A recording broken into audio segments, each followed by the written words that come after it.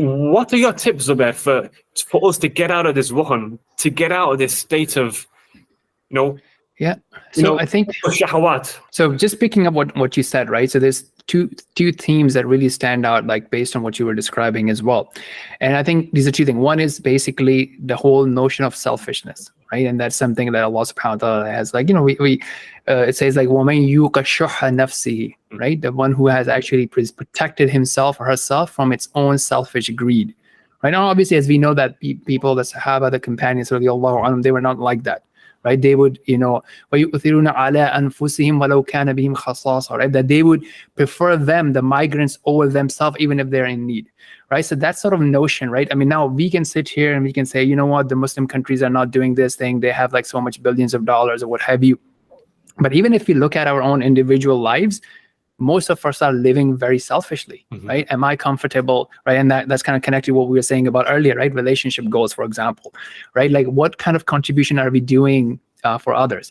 And I think like this notion, I would really encourage everybody to think about it, because it gets manifested in many different ways, including like, so in one angle, like even in the time of Ramadan, people would be like very generous, right? But in some cases, right, when you have iftar, you're giving iftar and so on and so forth, right? But the same people, when it comes to driving and going for tarawih, they would, improperly park or block other people, do reverse parking and, getting a whole lineup built behind you, right?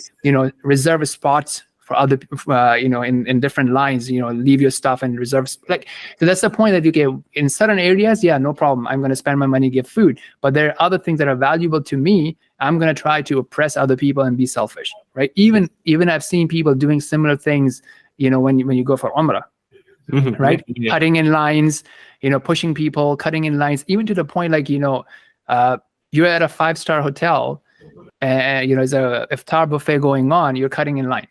Yes. Right. And it's not like, uneducated people, what have you, but just to see that's the point that, whenever we have a chance, we do express that selfishness. So that's one. The second thing is, even when we're talking about like, talking about Israel or China or anybody else, right? They are hardworking, right? That's something that we have to give to them, right? I mean, I have, a lot of colleagues who are from Israel, they're ex-IDF or what have you, right? In cybersecurity, obviously, it's a huge amount of companies from there, right? So if you look at it, if you look at their teenagers, their youth, their people in their 30s or 40s, what have you, they are, relatively speaking, in general, more hardworking than an average Muslim, right? And that goes to something that I like to remind people of, and Allah subhanahu wa ta'ala says, وَتَرْجُونَ مِنَ اللَّهِ مَا لَا يَرْجُونَ, and you expect from Allah that they do not expect. So you have the guaranteed results that if you put in the efforts, even if you're not able to build it, you will be rewarded for your efforts. So with that guarantee, we cannot be like, we cannot have that sort of attitude that I'm just going to be like, thinking at a very small level, make sure I have my food and rent and my car and my vacation taken care of and not work hard. Right. So, to your question about the point of what people can do, they should do and what have you, I think first and foremost is a realization of time and the importance of time and importance of your life.